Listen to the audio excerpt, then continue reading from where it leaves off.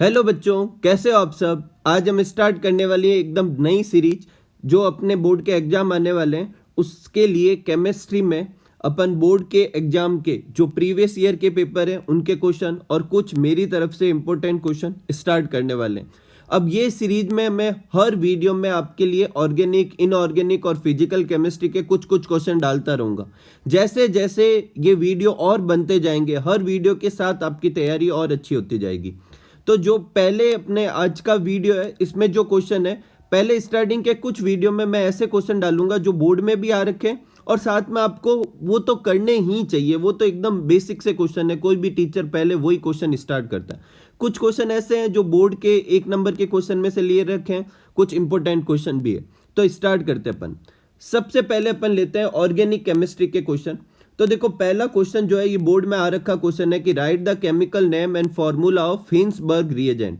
देखो वो जो अपने बुक में ऑर्गेनिक केमिस्ट्री में जो है बहुत सारे रिएजेंट के फॉर्मूले भी हैं, जैसे हिंसबर्ग रिएजेंट, टोलेन रिएजेंट, ठीक है, टिल्डन रिएजेंट। तो इन सब के अपने नाम भी आते हैं। तो हिंसबर्ग रिएजेंट कौन सा होता है? Benzyl sulphonyl chloride. नेक्स्ट अपने क्वेश्चन आया था कि बेंजाइल क्लोराइड और विनाइल क्लोराइड, आपको पता हो तो अपने हेलोजन डेरिवेटिव वाले चैप्टर में बहुत सारे स्टार्टिंग में वो अलग अलग तरह के हेलोजन कंपाउंड दे रखे हैं और उन सब कंपाउंड को अपन ने नाम भी दे रखा है। तो अपने ये क्वेश्चन था कि बेंजाइल हैलाइड और विनाइल हैलाइड का फॉर्मूला बनाओ और उसमें जो हेलोजन जिस कार्बन से जुड़ा हुआ है उसका हाइब्रिडाइजेशन भी बताओ। तो बेंजाइल ग्रुप कौन सा होता है? जब बेंजीन रिंग पर एक कार्बन जुड़ा हो, ये बेंजाइल कार्बन कहलाता है और इससे कोई भी ग्रुप जुड़ा होता है तो वो बेंजाइल कंपाउंड होगा। तो इसमें हेलोजन बेंजाइल कार्बन से जुड़ा हुआ है और बेंजाइल कार्बन कैसा होता है? sp3। विनाइल ग्रुप कौन सा होता है? जिसमें डबल बॉन्ड वाले कार्बन से कुछ जुड़ा हो, तो ये जो होगा वो sp2। तो ये विनाइल क्लोराइड का फॉर्मूला हो जाएगा, ये बेंजाइल क्लोराइड का फॉर्मूला हो जाएगा। नेक्स्ट है, आज के वीडियो में मैंने ऑर्गेनिक केमिस्ट्री की ज़्यादातर नेम रिएक्शन रखी है। तो स्टार्टिंग के 1-2 वीडियो जब बनाएंगे अपन नेम रिएक्शन ज़्यादा से ज़्यादा करेंगे क्योंकि नेम रिएक्शन काफ़ी आती है। तो पहली जो 2 रिएक्शन है वो है वुड्स और वुड्स फिटिंग। देखो दोनों एक जैसी है।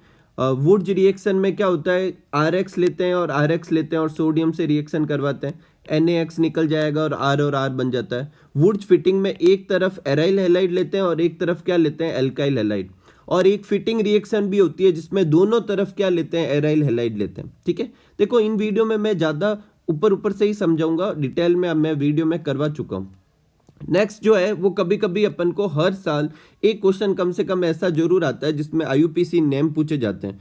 तो जैसे फॉर्मेल्डिहाइड और एसीटोन का नाम 1-2 बार आ रखा है पहले भी। तो फॉर्मेल्डिहाइड क्या होता है? एक कार्बन का एल्डिहाइड HCHO और इसका नाम क्या होगा? IUPAC नाम मिथेनॉल और इसका नाम क्या हो जाएगा? प्रोपेनॉन। ठीक है, ये एसीटोन का फॉर्मूला है और ये फॉर्मेल्डिहाइड का फॉर्मूला, ये इनके IUPAC नेम लिखे हुए हैं। नेक्स्ट जो अपने हैं क्वेश्चन के, give the structural formula IUPAC name of malonic acid and succinic acid. ये भी आपके बोर्ड में आ रखा क्वेश्चन है कि मेलोनिक एसिड और सक्सेनिक एसिड के स्ट्रक्चर और IUPAC नेम बताओ। अब मैंने इसके लिए अपनी बुक में जो सारे थे अपने carboxylic acid, di carboxylic acid कौन कौन से थे? Oxalic acid, malonic acid, succinic acid, glutaric acid, adipic acid, सब एक साथ ही कर लेते हैं, क्या पता कोई दूसरे पूछ ले। तो इसको अपन याद रख सकते हैं ओम्स गए से। O से ऑक्जेलिक, M से मेलोनिक, S से सक्सेनिक, G से ग्लूटेरिक और A से एडिपिक एसिड। अब इनके फॉर्मूले कैसे याद रखेंगे? ऑक्जेलिक एसिड होता है COH, फिर अगला जो होगा उसमें एक CH2 और लगा देंगे, उससे अगले में एक CH2 और, उससे अगले में एक CH2 और, उससे अगले में एक CH2 और। अपन को इन दोनों के नेम पूछे, इन दोनों के नेम क्या हो जाएंगे? कितने कार्बन है? 3 कार्बन है तो प्रोपेन, क्योंकि 2 ऑइक एसिड है तो प्रोपेन डाई ऑइक एसिड। और सक्सेनिक एसिड का क्या हो जाएगा? Butane dioic acid. इसका क्या नाम हो जाएगा? अपने इथेन डाई ऑइक एसिड। इसका क्या नाम हो जाएगा? Pentane dioic acid. और इसका क्या हो जाएगा? Hexane dioic acid. ठीक है, नेक्स्ट अपने क्वेश्चन है कि कार्बोक्सिलेट आयन में रिजोनेंस समझाओ। देखो एक ये भी क्वेश्चन अपन हमेशा हर वीडियो में रखेंगे, एक रिजोनेटिक स्ट्रक्चर जरूर करते रहेंगे क्योंकि एक ना एक रिजोनेटिक स्ट्रक्चर डायरेक्टली इनडायरेक्टली आपको एग्जाम में जरूर बनाना पड़ेगा। डायरेक्टली मतलब जैसे कि ये क्वेश्चन आ रखा है, इनडायरेक्टली मतलब कोई ऐसा क्वेश्चन पूछे जिसमें अपन को उसका रिजोनेटिक स्ट्रक्चर बनाकर ही समझाया जा सकता है। तो अपने कार्बोक्सिलेट आयन के तो आराम से रिजोनेटिक स्ट्रक्चर होते हैं। ये R हो गया अपने, ये C डबल बॉन्ड O, फिर O और फिर H, ये तो कार्बोक्सिलिक ग्रुप हुआ, इसमें इन दोनों ऑक्सीजन पे कितने होते हैं, 2 2 लॉन पेयर होते हैं। अब ये वाला लॉन पेयर यहाँ जाएगा तो यहाँ डबल बॉन्ड लग जाएगा और ये वाला बॉन्ड यहाँ चला जाएगा तो इस पे प्लस और इस पे क्या हो जाएगा माइनस। जब ये वाला वापस इधर चला जाएगा तो ये वाला वापस इस तरफ आ जाएगा, वापस वो का वही बन जाएगा। ठीक है, नेक्स्ट है right the chemical equation of 3 name reaction और है कैनिजारो रिएक्शन, हेल-वोलार्ड जेलेंस्की रिएक्शन और carbyl amine reaction. Cannizzaro reaction में क्या करते हैं कि अपन उनकी वो कंपाउंड का कंडेंसेशन करवाते हैं, रिएक्शन करवाते हैं NaOH कंसंट्रेट NaOH से जिनमें अल्फा हाइड्रोजन नहीं होता। जैसे बेंजल्डिहाइड और फॉर्मेल्डिहाइड जो होते हैं वो कैनिजारो रिएक्शन देते हैं। ये जो बीच बीच में मैं समझा रहा हूँ इसको भी आप अच्छे से सुने। अगर आपको पूछे कैनिजारो रिएक्शन कौन से कंपाउंड देते हैं जिनमें अल्फा हाइड्रोजन नहीं होता, एक एल्डोल कंडेंसेशन था, वो रिएक्शन सिर्फ वो देते थे जिनमें अल्फा हाइड्रोजन होते थे। तो कैनिजारो में वो होते हैं जिनमें अल्फा हाइड्रोजन नहीं होता। जैसे ये अपने फंक्शनल ग्रुप है, इसके जस्ट पास वाला कार्बन क्या कहलाता है, अल्फा कार्बन। अब इसमें तो पास वाला कार्बन ही नहीं है, इसका मतलब इसमें अल्फा कार्बन नहीं है, अल्फा कार्बन नहीं है तो अल्फा हाइड्रोजन नहीं है, इसलिए कैनिजारो रिएक्शन देगा। कैनिजारो रिएक्शन में 2 एल्डिहाइड लेते हैं, ठीक है, क्रॉस कैनिजारो में अलग अलग कंपाउंड लेते हैं। तो ये 2 एल्डिहाइड लिए, एक जो होगा इसमें एल्कोहल में कन्वर्ट हो जाएगा और एक किस में कन्वर्ट हो जाएगा, कार्बोक्सिलेट आयन में, वो भी कौन से, सोडियम कार्बोक्सिलेट आयन में। ठीक है, नेक्स्ट अपने है हेल-वोलार्ड जेलेंस्की रिएक्शन। देखो ये वाले वो कार्बोक्सिलिक ग्रुप जो होते हैं कंपाउंड रिएक्शन देते हैं जिनमें अल्फा हाइड्रोजन होंगे। जैसे कि ये वाला है, इसमें ये तो फंक्शनल ग्रुप है, इसके जस्ट पास वाला कार्बन क्या होता है, अल्फा कार्बन, उस पर ये जो 2 हाइड्रोजन लगे हुए ये कौन से होंगे, अल्फा हाइड्रोजन। तो अल्फा हाइड्रोजन होने ही चाहिए। फिर फॉस्फोरस और हेलोजन से इसकी रिएक्शन करवानी है, हेलोजन क्लोरीन और ब्रोमीन हो सकते हैं। तो जो अल्फा हाइड्रोजन होता है वो HX के फॉर्म में निकल जाएगा और उसकी जगह क्या आ जाएगा, हेलोजन, जैसे इसमें आ गया। अगर एक बार और रिएक्शन कराएंगे तो और हो जाएगी, क्योंकि अभी भी एक अल्फा हाइड्रोजन और बचा है, अब आगे रिएक्शन नहीं होगी। ठीक है, तो ये अपने कौन सी हुई, हेल-वोलार्ड जेलेंस्की रिएक्शन। नेक्स्ट है कार्बिल एमीन रिएक्शन। इसमें अपन कार्बिल एमीन रिएक्शन जो होती है वो किस किस के बीच में करवाते हैं, एलिफेटिक एमीन, क्लोरोफॉर्म और KOH से रिएक्शन करवाते हैं। इसमें जो ये 3 पोटेशियम है वो 3Cl के साथ KCl बना लेंगे। ये 3OH जो है वो एक इस हाइड्रोजन और 2 ये 3 हाइड्रोजन और 3 OH 3 H2O बना लेंगे। पीछे क्या बचेगा, CH3N और एक ये कार्बन, तो CH3NC क्या बन जाएगा, आइसोसाइनाइड बन जाएगा। ठीक है, नेक्स्ट अपने एग्जाम में क्वेश्चन आ रखा है कि ये बोर्ड का क्वेश्चन है, how you convert phenol into benzene. Phenol को बेंजीन में कैसे कन्वर्ट करेंगे। तो देखो फिनॉल जो है, जब भी ऐसे क्वेश्चन आए तो पहले आप दोनों कंपाउंड बना लें। अब अगर मैं एक बार इन दोनों को कंपेयर करूं तो क्या फर्क है, ऑक्सीजन नहीं है। फिर सोचें कि ऐसी कौन सी रिएक्शन थी जिसमें से ऑक्सीजन निकल गया था। तो देखो अगर इसकी रिएक्शन Zn से कराता है तो Zn ऑक्सीजन के साथ ZnO बना लेता है और फिर ये फिनॉल किस में कन्वर्ट हो जाएगा, बेंजीन में कन्वर्ट हो जाएगा। ठीक है, नेक्स्ट अपने what is the major product when ethanol is treated with concentrate H2SO4 on 413 kelvin. अब ये जो रिएक्शन थी वो आपको सिर्फ 413 केल्विन पे पूछी गई, लेकिन इथेनॉल की H2SO4 के साथ 3 तरह की रिएक्शन है, इसलिए मैंने तीनों ही लिख दिए। ये वाले क्वेश्चन के लिए तो सिर्फ ये रिएक्शन लिखनी थी, लेकिन मैंने तीनों ही लिख दिया क्योंकि एक बार में याद हो जाएगी। अगर अपन इथेनॉल की रिएक्शन 443 केल्विन पे कराते तो इथीन बनता है, 413 पे कराते तो ईथर बनता है, 373 पे कराते तो इथाइल हाइड्रोजन सल्फेट बनता है। और तीनों ही केस में साइड प्रोडक्ट क्या होगा, H2O। जैसे एक एक करके करते हैं। अगर C2H5OH की रिएक्शन H2SO4 के साथ 443 केल्विन पे करवाते हैं तो जो एक ही मॉलिक्यूल जो होता है इथेनॉल, उसमें से एक कार्बन पे से OH और एक से H चला जाएगा H2O के फॉर्म में, पीछे क्या बचेगा, C2H4 इथीन बन जाएगा। अगर 413 केल्विन पे करवाते हैं तो 2 C2H5OH के मॉलिक्यूल लेने पड़ेंगे। ठीक है, और इन 2 C2H5OH के मॉलिक्यूल में से क्या निकलेगा, अपने वो निकल जाएगा वाटर का मॉलिक्यूल, ये निकल गया। देखो पीछे क्या बचा, C2H5O C2H5 ईथर बन जाएगा। लेकिन अगर अपन 373 केल्विन पे रिएक्शन करवाते हैं इथेनॉल की किसके साथ, H2SO4 के साथ, तो क्या होगा, H2SO4 खुद रिएक्ट करेगा, एक हाइड्रोजन और OH क्या बना लेगा, H2O, पीछे क्या बचा, C2H5HSO4। ठीक है, ये बन जाएगा। तो ये अच्छी इंपॉर्टेंट रिएक्शन है, आपको ऐसे भी एग्जाम में पूछी जा सकती है कि इथेनॉल की H2SO4 के साथ जो रिएक्शन है वो टेम्परेचर डिपेंडेंट होती है, समझाइए। तो ये तीनों रिएक्शन देनी है। और जैसे कि इस बार बोर्ड के ये वाले बोर्ड के क्वेश्चन में जैसे पूछ रखा है, कोई एक रिएक्शन भी आपको पूछी जा सकती है। ठीक है, नेक्स्ट है right the reaction of aliphatic amine with HNO2। तो एलिफेटिक एमीन HNO2 के साथ कैसे रिएक्शन करता है, तो RNS2 की रिएक्शन करानी है HNO2 से, उसे अपन ऐसे लिख सकते हैं NOH डबल बॉन्ड O, ये हो गया ना HN और O2। अब देखो ROH निकल जाएगा, N2 निकल जाएगा और H2, ROH N2 और H2। तो याद रखना है अपन को कि एलिफेटिक एमीन जो है वो HNO2 के साथ नाइट्रस एसिड के साथ जब रिएक्शन देता है तो क्या बनाता है, अल्कोहल बनाता है। ठीक है, नेक्स्ट अपने रिएक्शन है, ये भी बोर्ड में आ रखा क्वेश्चन है, right the Hoffmann bromide reaction. Hoffmann bromide reaction क्या होती है, तो हॉफमैन ब्रोमाइड रिएक्शन में एमाइड जो होता है वो एमीन में कन्वर्ट होता है। सबसे पहले आप रिएक्शन याद करो, तो ये ऐसे करो नेम रिएक्शन में कि कौन सा कंपाउंड से क्या बनाया जाता है, फिर ये देखो ये बनाने के लिए किस किस के साथ में रिएक्शन करवाई जाती है। कभी कभी आपको एग्जाम में नेम रिएक्शन नाम से ना पूछ के ये इतना लिख देगा, आगे ऐसे करके क्वेश्चन मार्क लगा देगा। ठीक है, तो ये रिएक्शन करानी। अब इसमें रिएक्शन कैसे होगी अपने देखो, जो Br2 है उसमें से 2K के साथ में 2KBr बन जाएगा। ठीक है, जो K2 जो 2K और बचे हैं वो, और ये CO K2CO3 बना लेगा, और जो बाकी के OH है वो H2O बना लेंगे। ठीक है, अब पीछे क्या बचा, CH3 और NH2, CH3 NH2 एमीन बन जाएगा। तो एमाइड से एमीन बनाने की रिएक्शन है, और इसमें बेसिकली अपन क्या कर रहे हैं, CO ग्रुप को हटा रहे हैं। ठीक है, तो इस तरीके से ये रिएक्शन होगी। नेक्स्ट है क्लेमेंसन रिडक्शन। तो देखो एक चीज आप अच्छे से याद कर लो कि एल्डिहाइड और कीटोन जो है वो दो तरीके से रिड्यूस हो सकते हैं। एक ये रिड्यूस होते हैं अल्कोहल के अंदर, और एक ये रिड्यूस होते हैं एल्केन के अंदर। ठीक है, अगर मैं इनकी रिएक्शन LiAlH4 के साथ करूं तो एल्डिहाइड जो होता है वो 1 डिग्री अल्कोहल, और कीटोन जो होता है 2 डिग्री अल्कोहल में रिड्यूस होता है। लेकिन क्लेमेंसन, वुल्फ किस्नर, ये ऐसी रिएक्शन है जो एल्डिहाइड और कीटोन को कंप्लीटली रिड्यूस करती है। किसके अंदर रिड्यूस कर देती है, एल्केन के अंदर।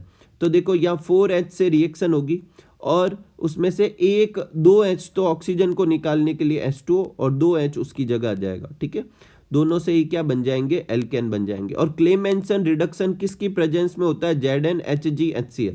अब एग्जाम में ये रिएक्शन आपको ऐसे भी पूछी जा सकती है, RC डबल बॉन्ड OH, और इसके ऊपर आपको ऐसे दे दे ZnHg और HCl, और ऐसे करके एरो लगा दे, फिर आप कहोगे नेम रिएक्शन तो आई नहीं थी। ये वही रिएक्शन है, आपको इस तरीके से भी पूछी जा सकती है। आपको ऐसे भी पूछा जा सकता है कि एल्डिहाइड और कीटोन से एल्केन बनाने का मेथड लिखो, तो ये वाली रिएक्शन आप लिख सकते हैं। तो आप अच्छे से इन क्वेश्चन को लर्न करें। ठीक है, तब ये आपको लगेंगे कि एग्जाम में आए, नहीं तो आप कहोगे कि सर ने जो बताए थे वो तो कुछ आए ही नहीं, या बोर्ड में जो क्वेश्चन आते हैं वो आए ही नहीं। तो आप इन क्वेश्चन को अच्छे से समझ के करें। ठीक है, नेक्स्ट अपना जो क्वेश्चन है उसमें कुछ और इंपॉर्टेंट नेम रिएक्शन लेते हैं। पहली है रोजेनमुंड रिएक्शन। रोजेनमुंड रिएक्शन जो है उसमें एसिड हैलाइड जो होता है वो रिड्यूस होता है किसके अंदर, एल्डिहाइड के अंदर। अभी मैंने आपको बताया कि एल्डिहाइड फिर रिड्यूस हो सकता है अल्कोहल के अंदर या एल्केन के अंदर। तो ये रिएक्शन आगे ना हो इसलिए ये रिएक्शन पीडी के साथ किसकी प्रेजेंस में करवाई जाती है, BaSO4।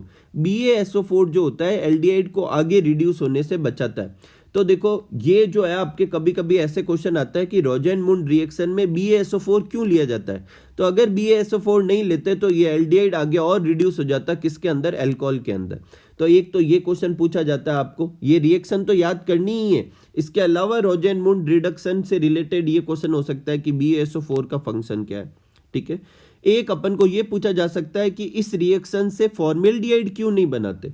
देखो फॉर्मेल्डिहाइड बनाना है तो R की जगह एक ही कार्बन हाइड्रोजन आना चाहिए, तो यहाँ पे भी H आना चाहिए, तो HCOCl लेना पड़ेगा, लेकिन ये स्टेबल नहीं होता। तो जब HCOCl ले ही नहीं सकता तो ये रिएक्शन होगी ही नहीं। ठीक है, तो रोजेनमुंड रिएक्शन में एक तो रिएक्शन पूछ सकते हैं आपको, एक दो क्वेश्चन और पूछ सकते हैं कि BaSO4 क्यों लिया जाता है, तो वो एल्डिहाइड को आगे रिडक्शन से रोकता है। और इससे फॉर्मेल्डिहाइड क्यों नहीं बनाया जा सकता, क्योंकि फॉर्मेल्डिहाइड बनाने के लिए HCOCl लेना पड़ेगा जो कि स्टेबल नहीं होता।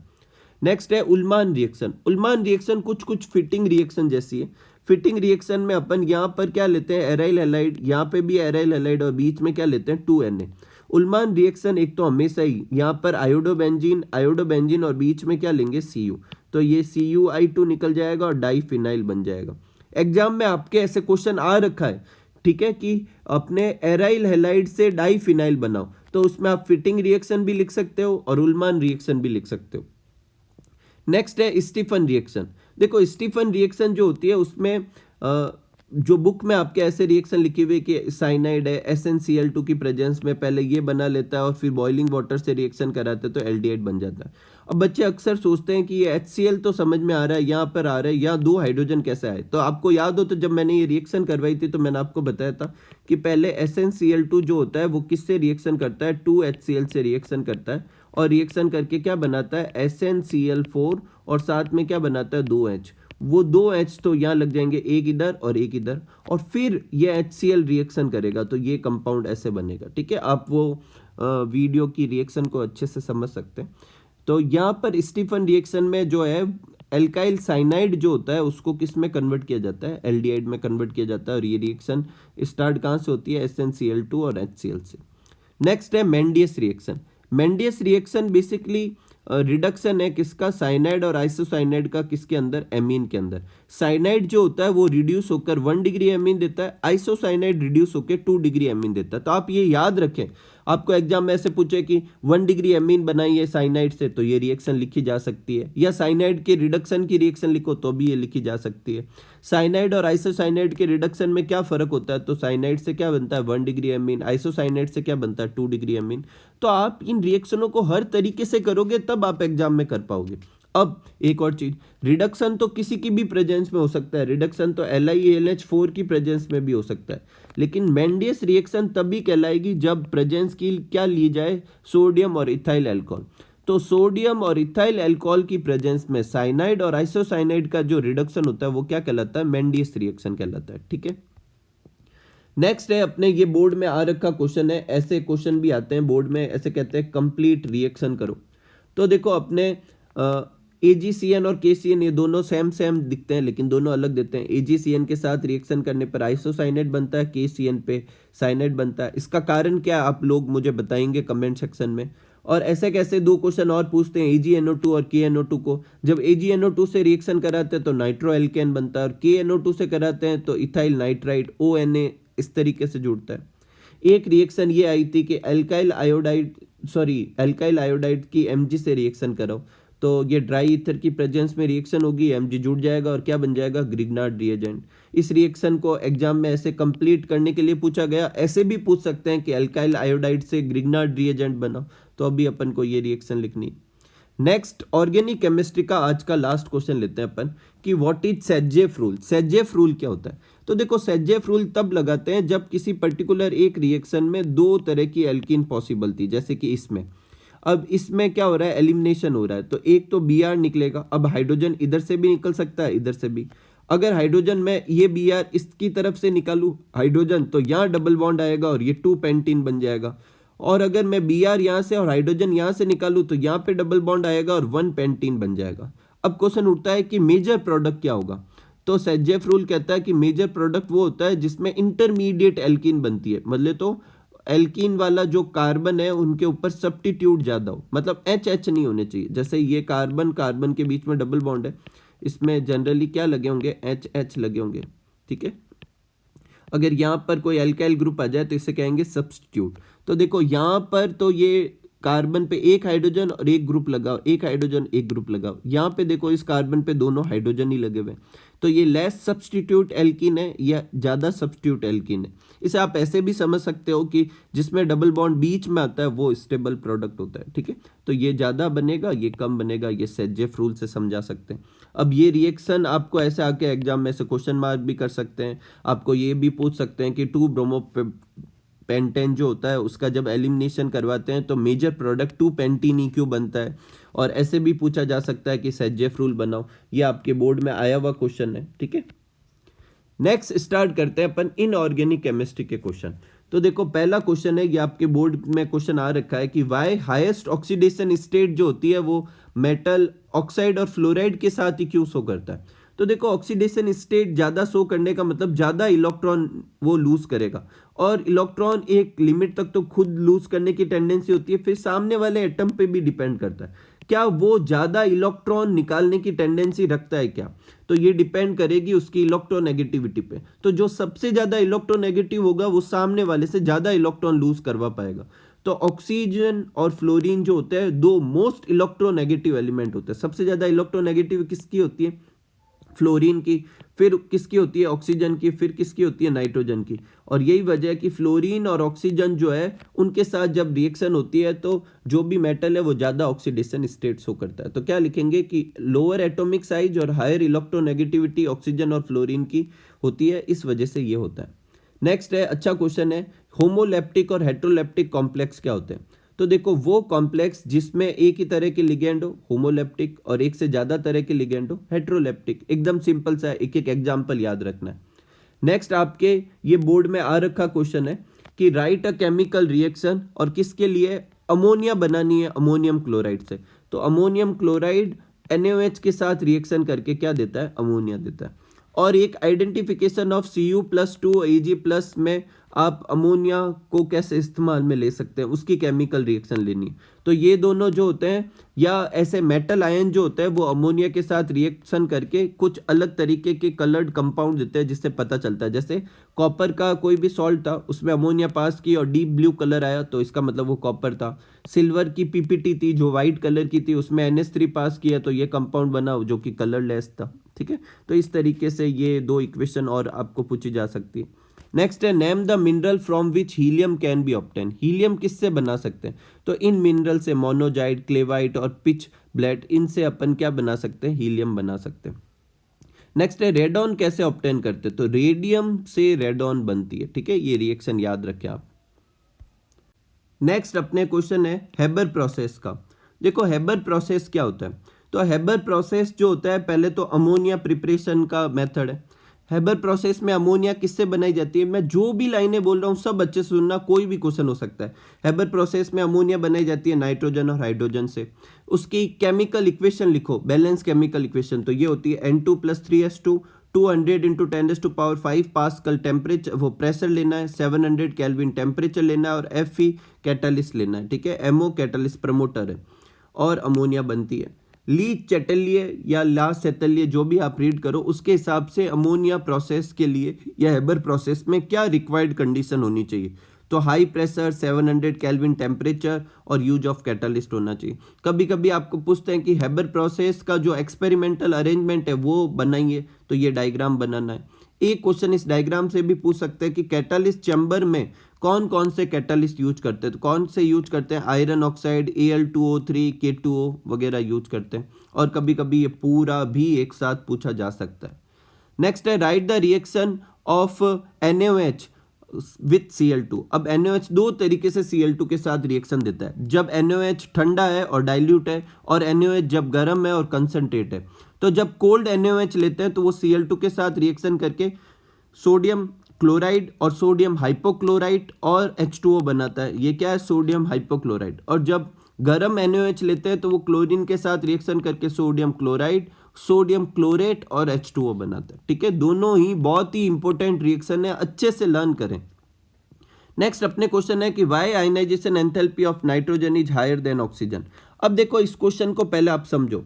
देखो जनरली लेफ्ट टू राइट जाने पर आयनाइजेशन एंथैल्पी बढ़ती है।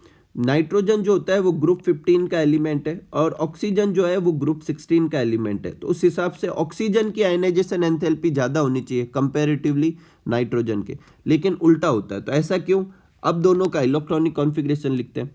तो दोनों का इलेक्ट्रॉनिक कॉन्फ़िगरेशन लिखते ही आंसर पता चल गया कि नाइट्रोजन जो है वो हाफ फिल्ड होता है, और हाफ फिल्ड होने की वजह से उसमें से इलेक्ट्रॉन निकालना मुश्किल होगा, तो ज़्यादा एनर्जी देनी पड़ेगी, और इसलिए नाइट्रोजन की आयनाइजेशन एंथैल्पी ज़्यादा होती है। ये ही क्वेश्चन अच्छे से सुन लो, यही क्वेश्चन ऐसे पूछ सकते हैं कि क्या कारण है कि ग्रुप 15 एलिमेंट की आयनाइजेशन एंथैल्पी ग्रुप 16 से ज़्यादा होती है। सेम कारण होगा, क्योंकि ग्रुप 15 में सबका जो कॉन्फ़िगरेशन होगा वो हाफ फिल्ड ही होगा। ठीक है, नेक्स्ट अपने क्वेश्चन लेते हैं, why D block element form alloy. D block element जो होते हैं वो एलॉय क्यों बनाते हैं।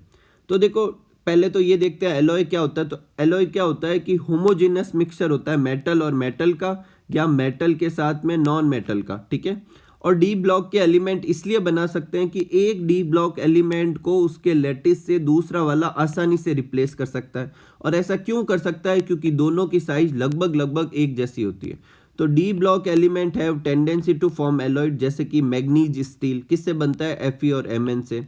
और क्यों बनाते हैं, क्योंकि ट्रांजिशन सीरीज में जो साइज होती है वो ऑलमोस्ट सेम रहती है और इसी वजह से वो एक दूसरे को रिप्लेस कर पाते हैं और होमोजेनस सॉलिड सॉल्यूशन बनाते हैं। एक कभी कभी पूछते हैं कि एलॉय की प्रॉपर्टी क्या है या डी ब्लॉक एलिमेंट से एलॉय बनाई क्यों जाते हैं।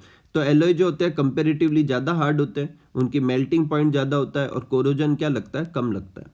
नेक्स्ट क्वेश्चन भी बहुत ही अच्छा क्वेश्चन है, आपको पूछते हैं कि एम्बीडेंट लिगेंड क्या होते हैं। तो वो लिगेंड जिसमें एक से ज्यादा डोनर एटम हो लेकिन स्टिल वो यूनिडेंटेड लिगेंड की तरह बिहेव करे, मतलब एक टाइम में सिर्फ दोनों में से कोई एक ही एटम डोनर एटम की तरह काम करेगा, ऐसे लिगेंड को क्या कहते हैं, एम्बीडेंट लिगेंड। जैसे NO2, इसमें नाइट्रोजन ऑक्सीजन दो डोनर एटम है, पर अगर नाइट्रोजन डोनर की तरह बिहेव करेगा तो उसे नाइट्रो कहेंगे, उस समय ऑक्सीजन नहीं करेगा। और अगर ऑक्सीजन डोनर एटम की तरह बिहेव करेगा तो उसे नाइट्रिटो कहेंगे, उसमें नाइट्रोजन नहीं करेगा। ठीक, ऐसे कैसे CN का भी है साइनो और आइसोसाइनो। ठीक है, नेक्स्ट अपन लेते हैं फिजिकल केमिस्ट्री के। फिजिकल केमिस्ट्री में अपन कुछ न्यूमेरिकल देखते हैं, ये आपके बोर्ड में आ रखा क्वेश्चन है, ऐसे सिंपल सिंपल न्यूमेरिकल भी आते हैं। देखो 5 ग्राम NaOH जो है वो 500 ml वाटर में डिसॉल्व कर रखा है, मोलरिटी बताओ। तो मोलरिटी फाइंड करने का फॉर्मूला क्या होता है, mole of solute into 1000 upon volume. अगर वॉल्यूम ml में पुट करेंगे तो यहाँ 1000 लगाएंगे, अगर वॉल्यूम जो है लीटर में होगा तो 1000 नहीं लगाएंगे। सबसे पहले मोल ऑफ सॉल्यूट निकालते हैं। मोल ऑफ सॉल्यूट कैसे निकालते हैं, सॉल्यूट का मास अपॉन मोलर मास। मास क्वेश्चन में दे रखा है 5 ग्राम, ऊपर पुट कर दिया। मोलर मास कैसे निकालेंगे, तो NaOH का मोलर मास निकालने के लिए उनके सब एटम का मास ऐड कर देंगे। तो सोडियम का कितना होता है 23, ऑक्सीजन का कितना होता है 16 और हाइड्रोजन का कितना होता है 1, ऐड करेंगे तो कितना आ जाएगा 40, डिवाइड करेंगे तो 1/8 मोल आ गया। अब फॉर्मूले में पुट करते हैं, जहाँ मोल ऑफ सॉल्यूट था वह 1/8, 1000 की जगह 1000 और वॉल्यूम की जगह 500। ऊपर 1000 क्यों लिखा, क्योंकि वॉल्यूम ml में दे रखा है। सॉल्व करेंगे तो कितना आ जाएगा 0.25 m।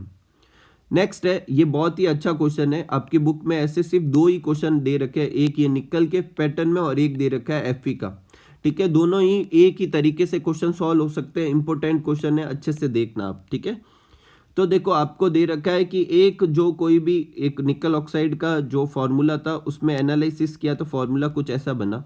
तो आप बताओ कि इसमें निकल के कितने एटम Na+2 के फॉर्म में और कितने Na+3 के। ऐसा कैसा Fe का भी दे सकते हैं फॉर्मूला, एक ही तरीके से करना है। तो देखो पहले तो इसे अपन क्या करेंगे, एक तो चीज आप ये हटा लेना, यहाँ पर ये अपने 100 नहीं है, ठीक है, सिर्फ 1 है। ठीक है, अब अपन आगे करते हैं। देखो यहाँ 0.98 और 1 दे रखा है। ठीक है, तो पहले तो इसको 100 में कन्वर्ट करेंगे, दोनों को 100 से मल्टीप्लाई करा देते हैं। तो ऑक्सीजन के 100 हो गए और निकल के कितने हो गए 98। अब ऑक्सीजन के तो 100 पता है, सारे के सारे O-2 है, लेकिन निकल के जो अपने 98 है उसमें से कुछ Na+2 है और कुछ Na+3 है। तो अपन को ये पता करना है कि कितने Na+2 और कितने Na+3। तो मान लेते हैं कि इसमें से X एटम तो Na+2 है और बाकी के 90 - X क्या होंगे Na+3। अब अपन को पता है कि एक कंपाउंड पे टोटल चार्ज कितना होता है 0, तो सबके चार्ज ऐड करते हैं। अब अपन ने कहा है कि 98 में से X एटम कैसे है Na+2, तो X को तो किससे मल्टीप्लाई करेंगे +2 से, और 98 - X को किससे मल्टीप्लाई करेंगे 3 से। क्यों, क्योंकि वो Na+3 के फॉर्म में। प्लस ऑक्सीजन कितने हैं 100 और हर ऑक्सीजन पे कितना -2, टोटल चार्ज कितना होगा 0। और इसको सॉल्व करके अपन X की वैल्यू निकाल लेंगे। X की वैल्यू कितनी आई 94, तो 94 आई, इसका मतलब 98 में से 94 तो है Na+2, क्योंकि अपन ने X किसके माने थे Na+2 के, और Na+3 कितने होंगे पीछे के रिमेनिंग 4। ठीक है, इस तरीके से आपको ये क्वेश्चन अच्छे से पैटर्न समझे। ऐसा कैसा क्वेश्चन मैंने जब चैप्टर करवाया था तो Fe का भी एक क्वेश्चन करवाया था, आप प्रैक्टिस के लिए वो मिला लें। ठीक है, इस टॉपिक पे बेस्ड ये दो ही क्वेश्चन पॉसिबल है, दोनों एक मैंने यहाँ दे दिए, एक आप प्रैक्टिस कर लेना। ठीक है, नेक्स्ट अपने क्वेश्चन बोर्ड में आ रखा क्वेश्चन है जो कोलराउस लॉ के प्रॉपर्टी पे बेस्ड है, कि आपको कुछ की वैल्यू दे रखी है और अपन को कह रहा है CH3CONO निकालो। तो पहले तो इन सब में NaCl, HCl, CH3COH, CH3CONA में ये ढूंढो कि वीक कौन है। वीक जो है वो इलेक्ट्रोलाइट कौन है, तो वो कौन सा है CH3COH। तो कोलराउस लॉ कहता है कि वीक इलेक्ट्रोलाइट की वो अपन मोलर कंडक्टिविटी निकालने के लिए अपन क्या करते हैं, स्ट्रॉन्ग इलेक्ट्रोलाइट यूज करते हैं। कौन कौन से यूज किए हैं, NaCl, HCl और ये। अब इनमें से उनको तो ऐड करेंगे जिसमें CH3CO हो या H हो। तो देखो CH3CO इसमें और H इसमें, तो इन दोनों को तो ऐड करेंगे, ये ऐड कर दिया। और जो पीछे जो बच्चा जिसमें दोनों ही नहीं है उसको माइनस कर देंगे। ठीक है, अब जिस जिसकी वैल्यू दे रखी है, इसकी दे रखी है पुट कर दी, इसकी निकालनी है, इसकी वैल्यू दे रखी है, इसकी वैल्यू दे रखी है, सॉल्व कर लेंगे, आंसर आ जाएगा। ये वाला जो है आपको, ये एप्लीकेशन भी इंपॉर्टेंट है और इसके न्यूमेरिकल भी इंपॉर्टेंट है। न्यूमेरिकल आज करवाएं, एप्लीकेशन अगले वीडियो में करवा दूंगा। नेक्स्ट क्वेश्चन है, आपके बोर्ड में आ रखा क्वेश्चन है कि 0.2 लीटर एक्वस सॉल्यूशन है प्रोटीन का, जिसमें 1.26 ग्राम जो है प्रोटीन है। ऑस्मोटिक प्रेशर जो है वो दे रखा है 300 केल्विन पे इतना है, तो मोलर मास कैलकुलेट करना है। तो अपने कॉलिगेटिव प्रॉपर्टी थी। कॉलिगेटिव प्रॉपर्टी क्या होती है? ऐसी प्रॉपर्टी जो नंबर ऑफ सॉल्यूट पार्टिकल पे डिपेंड करे, और उसमें अपने जो तीन जो थे अपने elevation in boiling point, depression in freezing point, और एक था relative lowering in vapour pressure, और एक ऑस्मोटिक, 4 थे टोटल। और सबके लास्ट में MB का फॉर्मूला आता है मोलर मास निकालने का। तो एक तो आपको वो याद होना चाहिए, तो आपको नहीं है तो याद कर लीजिए। ठीक है, अब इसमें ऑस्मोटिक प्रेशर वाला फॉर्मूला लगा है, इसमें जो जो दे रखी है रीडिंग पुट कर देंगे। ये क्या होता है? सॉल्यूट का मास दे रखा है क्वेश्चन में। R गैस कांस्टेंट होता है, दे रखा है, वैसे आपको याद भी होना चाहिए। T टेम्परेचर होता है, ये भी क्वेश्चन में दे रखा है। पाई जो होता है ऑस्मोटिक प्रेशर होता है, ये भी दे रखा है, और वॉल्यूम भी दे रखा है। सबको पुट करना था और सॉल्व कर लो। नेक्स्ट है calculate the half life of the first order reaction, और रेट कांस्टेंट दे रखा है। देखो half life first order reaction का ये फॉर्मूला है, ये आपको याद होना चाहिए। टी हाफ कितना होता है? 0.693 अपॉन के की वैल्यू दे रखी है, पुट करेंगे तो टी हाफ निकल जाएगा। ये फॉर्मूला याद रखें आप। टी हाफ और फर्स्ट ऑर्डर के रेट कांस्टेंट में क्या रिलेशन है? 0.693 अपॉन के। नेक्स्ट अपने क्वेश्चन है कि हार्डी-सुलजे का रूल क्या है? तो हार्डी-सुलजे रूल जो होता है वो कोगुलेशन कैपेसिटी बताता है इलेक्ट्रोलाइट की। तो जो इलेक्ट्रोलाइट कोगुलेट कर रहा है उसमें पहले तो अपन को देखना है कि सोल कैसा है। तो अगर पॉजिटिव सोल लें तो अपन के इलेक्ट्रोलाइट में से नेगेटिव आयन जो होगा कोगुलेशन करेगा। अगर नेगेटिव सोल है तो इलेक्ट्रोलाइट का पॉजिटिव आयन जो है वो कोगुलेशन करेगा। इस वाले क्वेश्चन से देखो 2 और क्वेश्चन पूछे जा सकते हैं, आप ध्यान नहीं दें। एग्जाम में कभी कभी आपको पॉजिटिव और नेगेटिव सोल के एग्जाम्पल भी पूछते हैं। तो देखो पॉजिटिव सोल का एग्जाम्पल क्या हो जाएगा? आयरन हाइड्रोक्साइड, और नेगेटिव सोल का क्या हो जाएगा? AS2S3।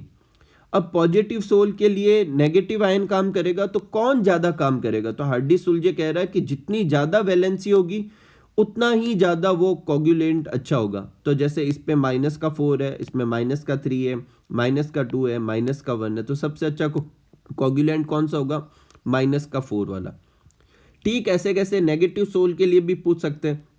तो नेगेटिव सोल के लिए +4 वाला सबसे अच्छा होगा, फिर +3, फिर +2, फिर +1।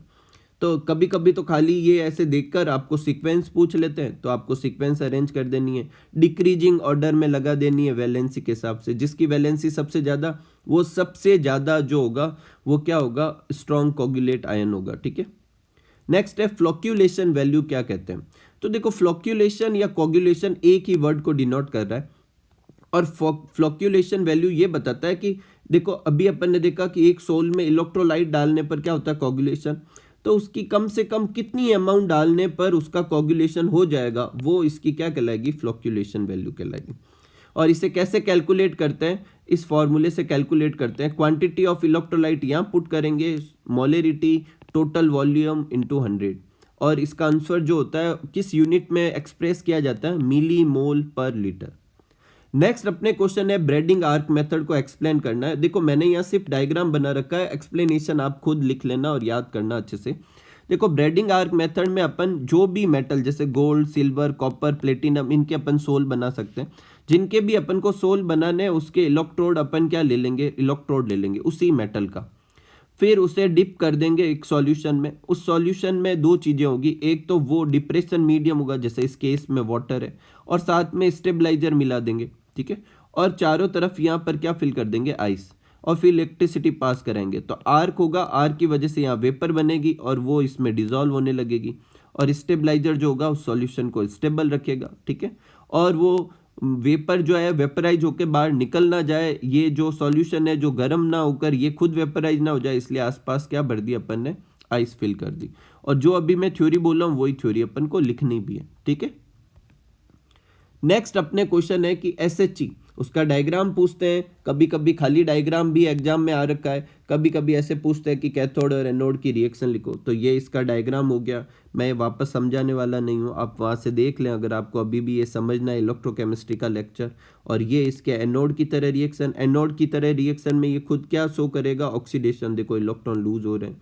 और ये कैथोड की तरह रिएक्शन, अगर कैथोड की तरह बिहेव करेगा तो इसका रिडक्शन होना चाहिए, देखो इलेक्ट्रॉन गेन कर रहा है। और नीचे जो लिखा हुआ है इसका सेल रिप्रेजेंटेशन लिखा हुआ है, ये वाला है जब वो एनोड की तरह बिहेव करता है, और ये वाला सेल रिप्रेजेंटेशन है जब वो कैथोड की तरह बिहेव करता है। लास्ट क्वेश्चन है आज का वीडियो का भी और फिजिकल केमिस्ट्री का भी, कि मोलरिटी, मॉलिक्यूलरिटी और ऑर्डर ऑफ रिएक्शन में क्या डिफरेंस है। तो मॉलिक्यूलरिटी क्या होता है, total number of reacting species molecule which take part in a balance chemical equation. एक बैलेंस केमिकल रिएक्शन में टोटल कितने मॉलिक्यूल पार्टिसिपेट करते हैं उसे मॉलिक्यूलरिटी कहते हैं। और उसका जो रेट एक्सप्रेशन था उसमें रिएक्टेंट के ऊपर क्या पावर लगी है उसे ऑर्डर कहते हैं। ऑर्डर ऑफ रिएक्शन बेसिकली उन नंबर को शो करता है जिसपे एक्चुअली रिएक्शन क्या करती है, रेट डिपेंड करती है। ठीक है, ये एक थ्योरेटिकल टर्म है जिसे बैलेंस केमिकल इक्वेशन से अपन लिख सकते हैं, और ये एक एक्सपेरिमेंटल टर्म है जिसे अपन रेट लॉ से बता सकते हैं। मॉलिक्यूलरिटी जो है वो जीरो नहीं हो सकती, फ्रैक्शन में भी नहीं हो सकती, जबकि ऑर्डर ऑफ रिएक्शन जो है वो जीरो भी होती है और फ्रैक्शन में भी आ सकती है। मॉलिक्यूलरिटी जो होती है वो एक्सटर्नल फैक्टर से अफेक्ट नहीं होती, जबकि एक्सटर्नल फैक्टर से क्या होती है, अफेक्ट होती है। इसी के साथ अपन आज का जो ये पार्ट था ये अपन एंड करते हैं। मिलते हैं अगले वीडियो में जिसमें और कुछ मैं आपके लिए बोर्ड के क्वेश्चन और इंपॉर्टेंट क्वेश्चन लेके आऊँगा। उम्मीद करूँगा कि आपको आज का वीडियो बहुत पसंद आया होगा, तो आप इन सब क्वेश्चन को अच्छे से तैयार कर लें। मैं एक बार फिर क्लियर कर देता हूँ, मैं ये नहीं कह रहा कि सिर्फ यही क्वेश्चन आएंगे, लेकिन कम से कम आप ये क्वेश्चन तो जरूर करके जाएं। हो सकता है कि इन्हीं में से ही आ जाए, पर जैसे जैसे ये वीडियो बढ़ते जाएंगे, अब जैसे एक वीडियो में से तो सारे क्वेश्चन आने नहीं, जितने ज़्यादा मैं ऐसे वीडियो बना दूंगा और जितने ज़्यादा आप वीडियो लर्न कर लेंगे उतने ही आपके और अच्छे स्कोर होंगे। तो मिलते हैं अगले वीडियो में, तब तक आप सब लोग खूब सारा हार्डवर्क कीजिए, खूब खुश रहिए, खूब मस्त रहिए। Thank you for watching.